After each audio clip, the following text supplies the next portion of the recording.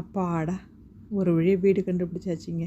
ஆனால் இந்த வீடு கண்டுபிடிக்கிறதுக்குள்ளார நாங்கள் பட்ட பாடு, நானும் என் பொண்ணும் சேர்ந்து அவ்வளோ பேருக்கு கால் பண்ணி பார்த்து, நிறைய வீடு ஏறி இறங்கி பார்த்து, அதெல்லாம் நிறைய வீடு வேக்கன்சியே இல்லை. சில வீடெல்லாம் இருக்குது, அந்த வீட்டெல்லாம் பார்த்திங்கன்னா விண்டோ இல்லாமல் இருக்குது, ஹால்லேயோ இல்லை ரூம்லேயோ.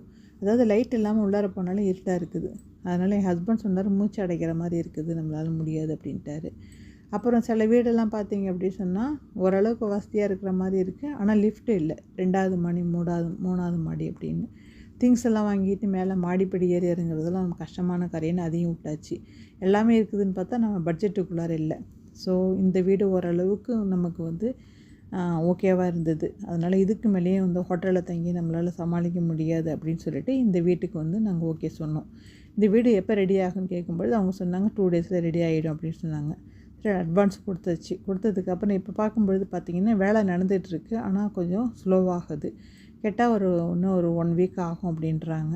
இன்னும் ஒரு 1 வீக் அந்த ஹோட்டலில் தங்கணும்னு நினச்சாலே பயமாக இருக்குது. என்ன பண்ணுறது, வேறு வழி கிடையாது. நம்ம வெயிட் பண்ணி பார்த்துட்டு தான் வீட்டுக்கு போகணும். இப்போ என்னென்னு கேட்டிங்கன்னா, எனக்கு அடுத்தது ட்ராவல் பண்ணணும் இந்தியாவுக்கு. ஏன்னா என் பொண்ணுக்கு அங்கே காலேஜில் சீட் கிடச்சிருக்கு. அதனால் அவளுடைய காலேஜ் அட்மிஷனுக்கு ஊருக்கு போகணும். ஸோ அதுக்குள்ளார இந்த 1 வீக்குள்ளார இந்த வீட்டுக்கு நாங்கள் பால் காய்ச்சி குடிச்சிட்டு இந்த திங்ஸ் எல்லாம் செட் பண்ணி வச்சுட்டு ஊருக்கு போகணும். இதுதான் ஒரு என்ஆர்ஐயோட லைஃபுங்க. இது என்ஆர்ஐயாக இருக்கிறவங்க எல்லாருக்குமே இந்த கஷ்டம் என்னங்கிறது நல்லாவே புரியும். நாங்கள் இங்கே ஒரு கால் வைக்கிறதும் ஊரில் ஒரு கால் வச்சு இருக்கிறதுமாக வாழ்க்கையாக அமைஞ்சு போயிடுச்சு. இதுதான் என்ஆர்ஐயோடைய வாழ்க்கை. ஸோ உங்களுக்கு யாராவது என்ஆர்ஐ ஃப்ரெண்ட்ஸ் இருந்தாலோ உங்கள் ரிலேட்டிவ்ஸ் இருந்தாலோ அவங்களுக்கு இந்த வீடியோவும் ஷேர் பண்ணி விடுங்க. தேங்க்ஸ் ஃபார் வாட்சிங்.